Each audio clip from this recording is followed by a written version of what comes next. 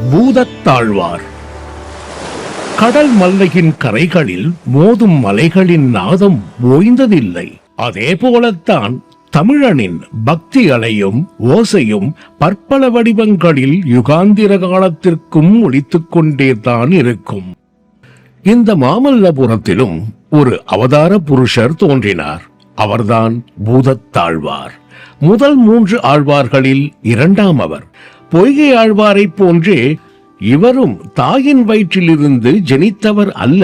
இவர்கள் அவதரித்தவர்கள், அதாவது அயோனிஜர்கள், இயற்கையாக பிறந்தவர்கள் அல்லர் என்ற 5இல் கௌமோதகி எனும் கதையின் அம்சமாக பிறந்தவர்தான் பூதத்தாழ்வார். கலைகளிலே மிகவும் கடினமானது சிற்பக்கலை. அந்த சிற்பக்கலை இவர்கள் காலத்தில் உயிர் பெற்றது.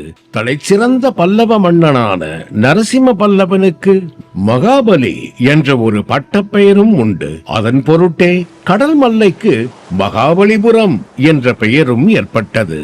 ஆண்டவனுக்கு சாட்சி மகிழ ஆங்காங்கே பூச்சோலைகள் செழுமை கூட்டி நின்றன.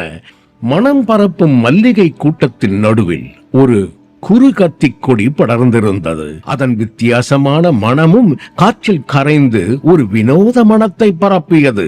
இந்த நீலோர்பவ மலரில்தான் பூதத்தாழ்வார் சிசுவாகி ஒரு அவதாரம் எடுத்தார். பூதத்தாழ்வார் திருவரங்கம், திருமாலிருஞ்சோலை, திருக்குடந்தை, திருக்கோட்டியூர், திருவேங்கடம் போன்ற திருமாலின் உறைவிடங்களுக்கு சென்று அவரை வழிபட்டிருக்கிறார். அறிந்தும் உள்ளடக்கியாய் மலர் கொண்டார்வம் செறிந்த மனத்தாய் செவ்வேறிந்து. 2ஆம் திருவந்தாதி.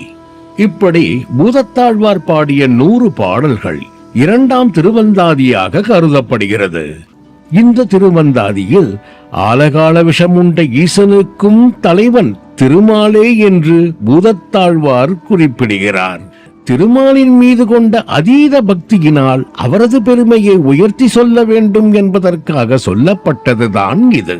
பின்னால் அருணரகம் சேராமல் பேதுருவீர், முன்னால் வணங்க முயல் மீனோ.